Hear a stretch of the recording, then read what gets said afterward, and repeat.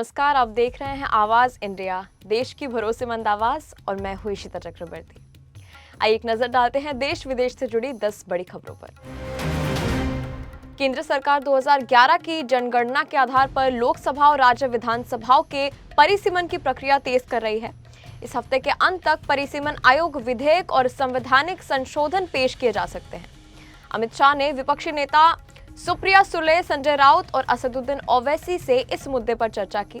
बैठक के बाद वाईएसआर कांग्रेस ने बिल को लेकर सकारात्मक रुख दिखाया। केंद्र सरकार लोकसभा में महिला आरक्षण बढ़ाने के लिए नया विधेयक तैयार कर रही है। प्रस्ताव के अनुसार सदन की सीटें 543 से बढ़ाकर 816 की जाएंगी, जिसमें करीब 273 सीटें महिलाओं के लिए आरक्षित होंगी। ये व्यवस्था 2011 की जनगणना के परिसीमन के आधार पर लागू होगी। सरकार ने इस मुद्दे पर विपक्षी नेताओं के साथ भी बैठकें की है। प्रस्ताव को लागू करने से महिला प्रतिनिधित्व बढ़ाने के साथ राजनीतिक संतुलन पर भी असर पड़ सकता है। कांग्रेस नेता राहुल गांधी ने वडोदरा में पीएम नरेंद्र मोदी पर निशाना साधते हुए कहा कि सरकार के पास आर्थिक चुनौतियों से निपटने की स्पष्ट रणनीति नहीं है। उन्होंने भारत अमेरिका ट्रेड डील की आलोचना करते हुए आरोप लगाया कि इनमें कृषि क्षेत्र खोला गया, डेटा दिया गया और अमेरिकी कंपनियों को फायदा पहुंचाया गया, जबकि भारत को बदले में कुछ नहीं मिला। कर्नाटक में स्थानीय निकाय चुनावों में फिर से बैलेट पेपर वापसी की सियासी बहस तेज हो गई है। मुख्यमंत्री सिद्धरामैया ने नेतृत्व वाली कांग्रेस सरकार ने कर्नाटक ग्राम स्वराज और पंचायत राज विधेयक 2026 विधानसभा में पेश किया, जिसमें ईवीएम की जगह बैलेट पेपर से मतदान करने का प्रस्ताव है। विपक्षी ने इसे राजनीतिक फैसला करार दिया है। साकेत कोर्ट के एडिशनल सेशन जज विशाल सिंह ने लॉरेंस बिश्नोई गैंग से जुड़े रंगदारी मामले में पहले डिस्चार्ज किए गए आरोपियों को नोटिस जारी कर कोर्ट में पेश होने का आदेश दिया है। मामला साउथ ईस्ट दिल्ली के सनलाइट कॉलोनी थाने में दर्ज 2 मामलों से जुड़ा है, जिनकी जांच बाद में दिल्ली पुलिस की क्राइम ब्रांच को सौंप दी गई थी। जांच में गैंगस्टर नेटवर्क, हथियार सप्लाई और इंटरस्टेट अपराधियों की मिलीभगत सामने आई थी।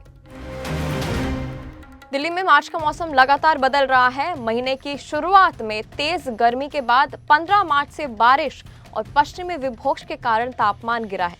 24 मार्च की सुबह तापमान 18 डिग्री सेल्सियस दर्ज हुआ है, जिससे हल्की ठंड महसूस हो रही है।